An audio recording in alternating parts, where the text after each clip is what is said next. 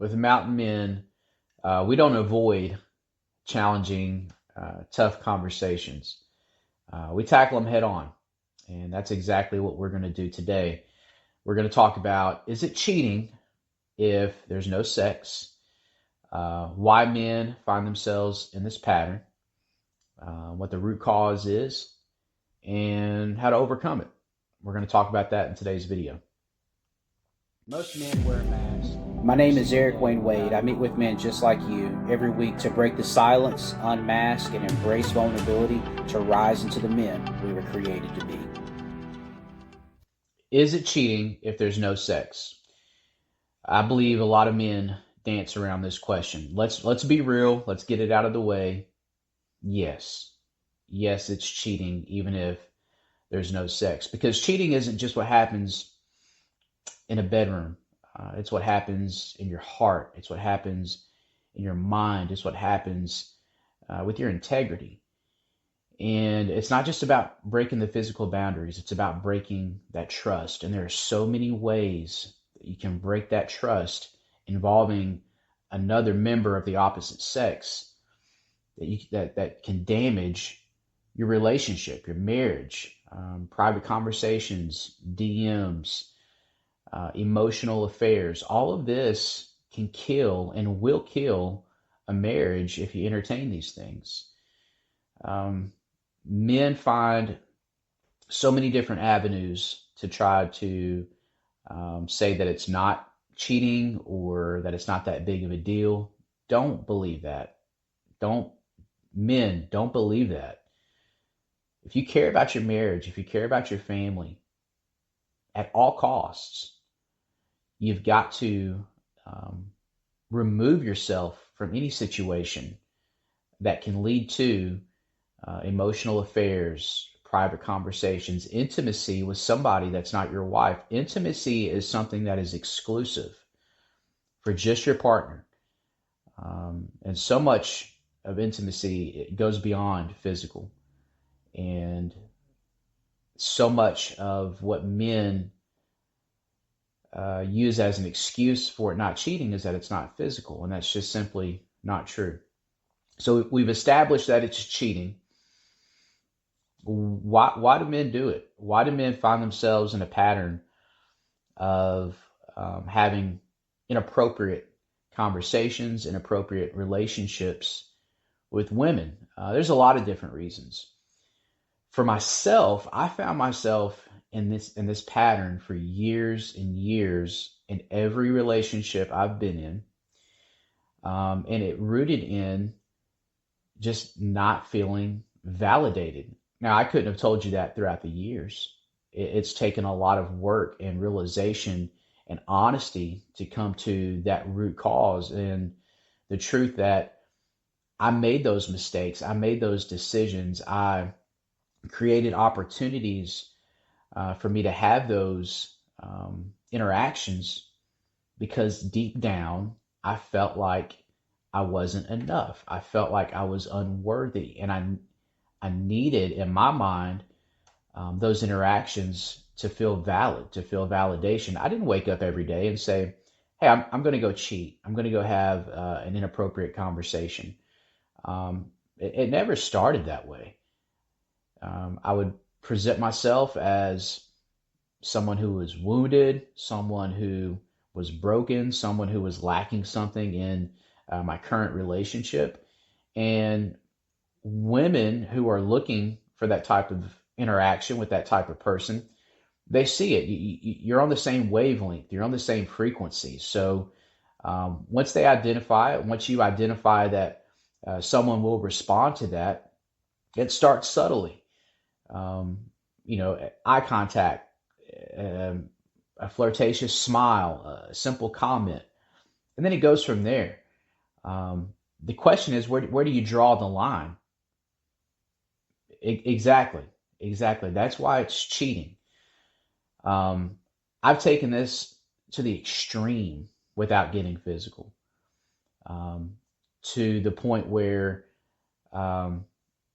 months and months with one individual,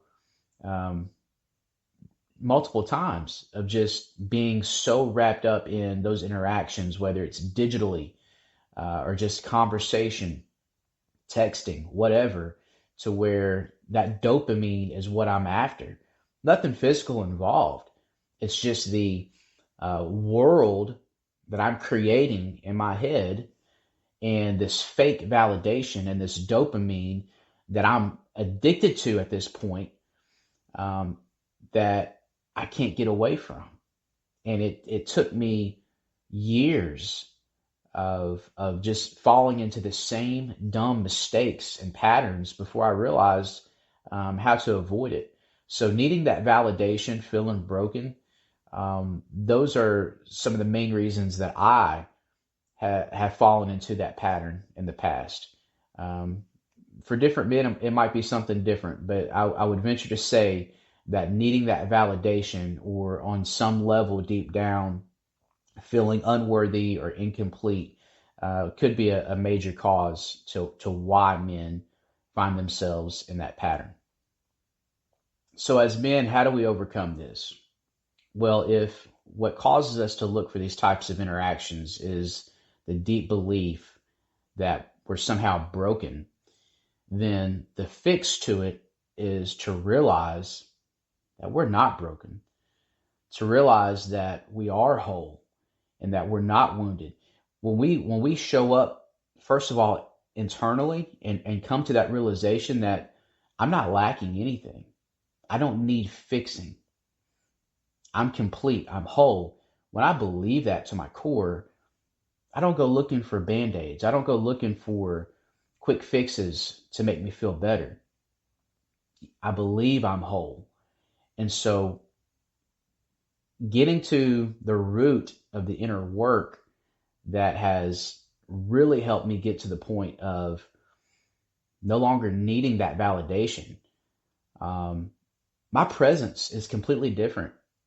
I don't show up in any conversation where I feel less than or in need of something or in search of something. That's not me. I don't give off that vibe anymore. I used to, until I realized that I'm not lacking anything and I don't need anything. I already have everything I need.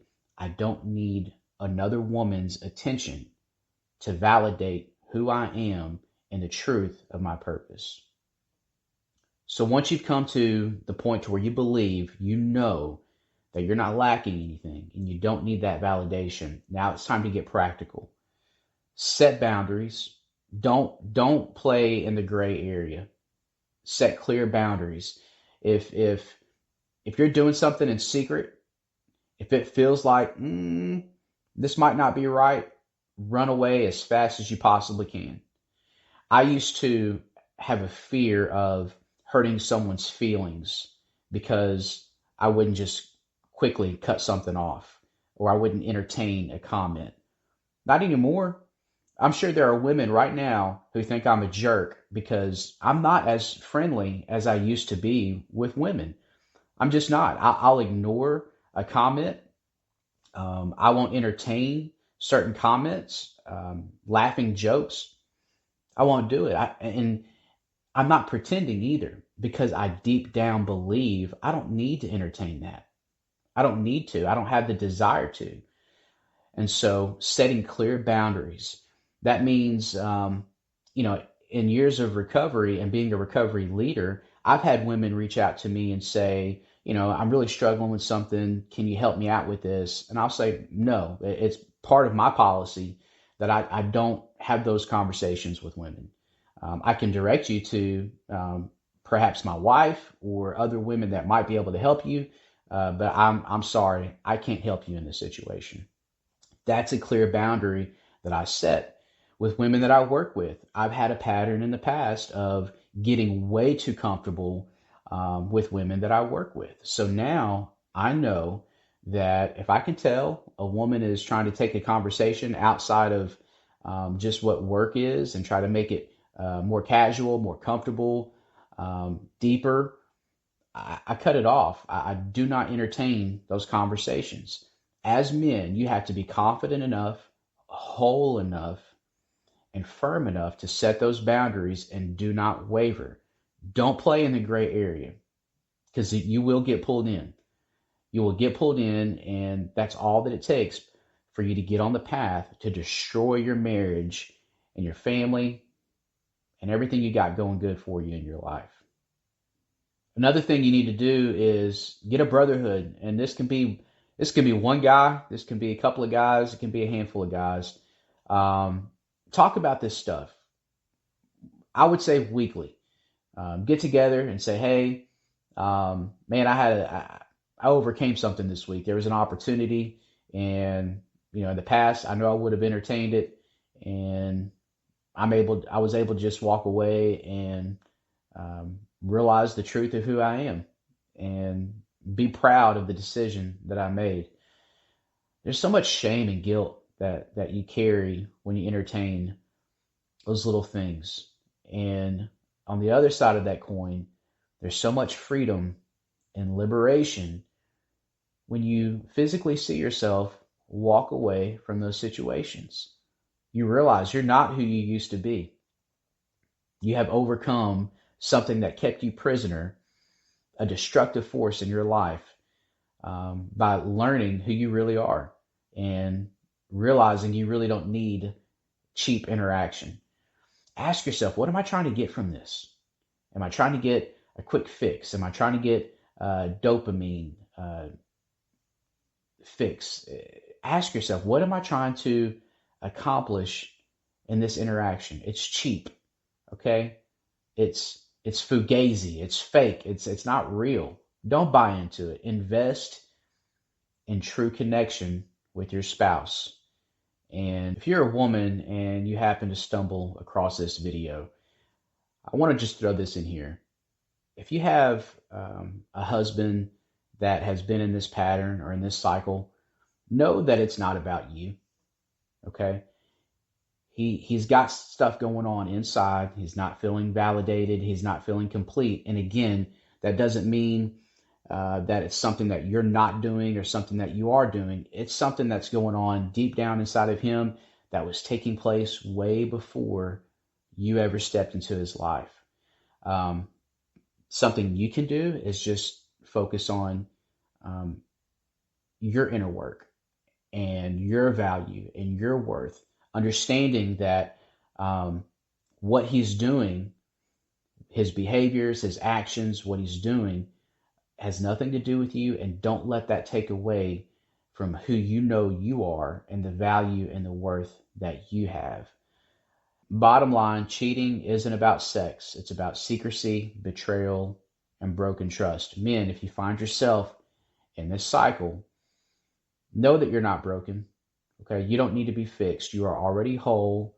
You already are enough. You are complete. Know and believe that truth. And as soon as you do, you'll stop searching for cheap validation, cheap interaction, emotional affairs. You'll no longer need any of those things as a quick fix. If this hit home with you, you're not alone. I want you to know that. This is what Mountain Men is all about, helping men unmask and rise into the men that we were created to be. I want to hear from you. Drop a comment. Do you think emotional cheating is still cheating? Let's open up this conversation and see where it goes. Don't forget to subscribe for more truth on how to walk with integrity and strength.